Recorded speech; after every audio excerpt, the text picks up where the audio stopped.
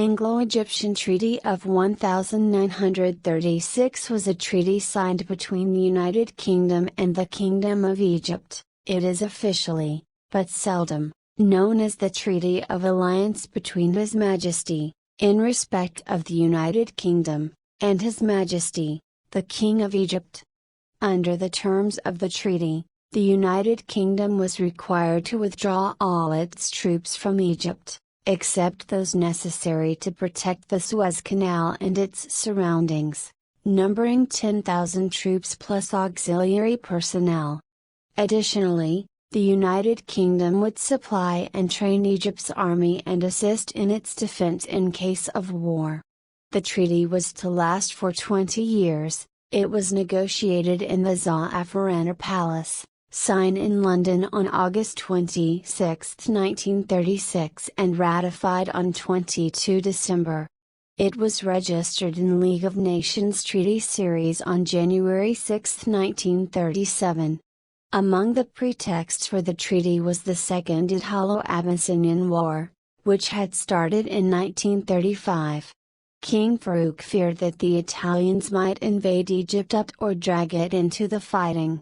The 1936 treaty did not resolve the question of Sudan, which, under the terms of the existing Anglo-Egyptian Condominium Agreement of 1899, stated that Sudan should be jointly governed by Egypt and Britain, but with real power remaining in British hands. With rising tension in Europe, the treaty expressively favored maintaining the status quo. The treaty, however, was not welcomed by Egyptian nationalists like the Arab Socialist Party, who wanted full independence. It ignited a wave of demonstrations against the British and the Wafd Party, which had supported the treaty. On September 23, 1945, after the end of World War II, the Egyptian government demanded the modification of the treaty to terminate the British military presence, and also to allow the annexation of the Anglo-Egyptian Sudan.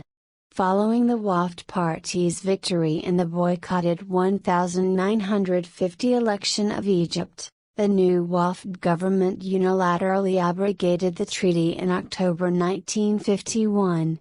3 years later, and with new government leadership under Colonel Gamal Abdel Nasser, the UK agreed to withdraw its troops in the Anglo-Egyptian Agreement of 1954. The British withdrawal was completed in June 1956. This date is seen as when Egypt gained full independence, although Nasser had already established an independent foreign policy that caused tension with several Western powers.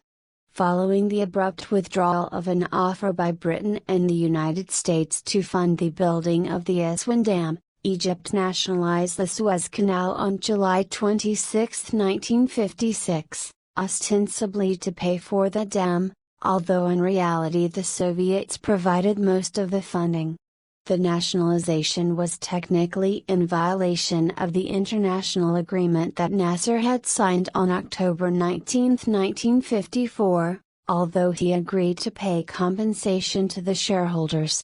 Some months later, France, Israel and Britain colluded to overthrow Nasser, and the Suez Crisis ensued.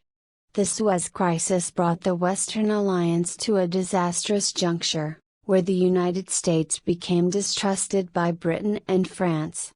The Soviet Union threatened Britain, France and Israel with nuclear bombardment if they did not withdraw from Egypt.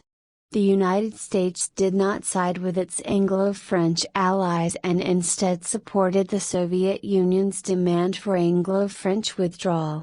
Background: in November 1918, 7 prominent Egyptians from the landed gentry and the legal profession, including Sid Zaghloul, formed a delegation, or Wafd that's chief goal was the complete independence of Egypt from British rule.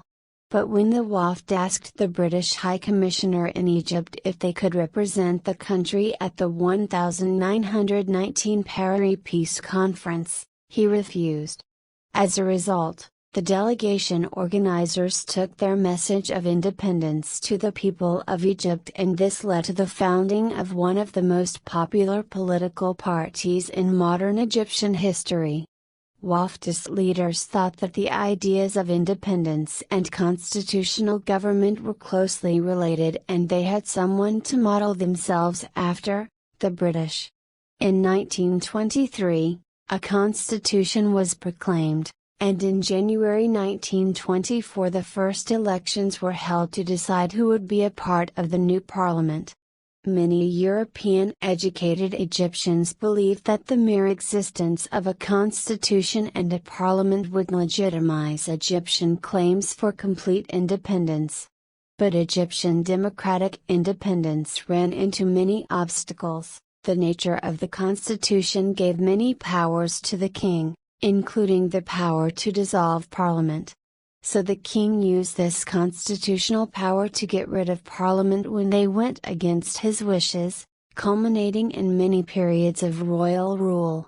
The British also continued to meddle in Egyptian politics, and they did not allow for a fully independent political apparatus to develop. Also, the Waft Party and other minor political parties never created a coalition to stand together against the British, instead they held each other in contempt. The result of these obstacles was a constant struggle for power between the British-backed King Fuad, and the Waft Party that sought complete independence from the British. The intense desire for real independence was only partially fulfilled in 1936. When Britain agreed to renegotiate the 1922 Declaration of Independence, because of Italian expansionism into Ethiopia in 1935.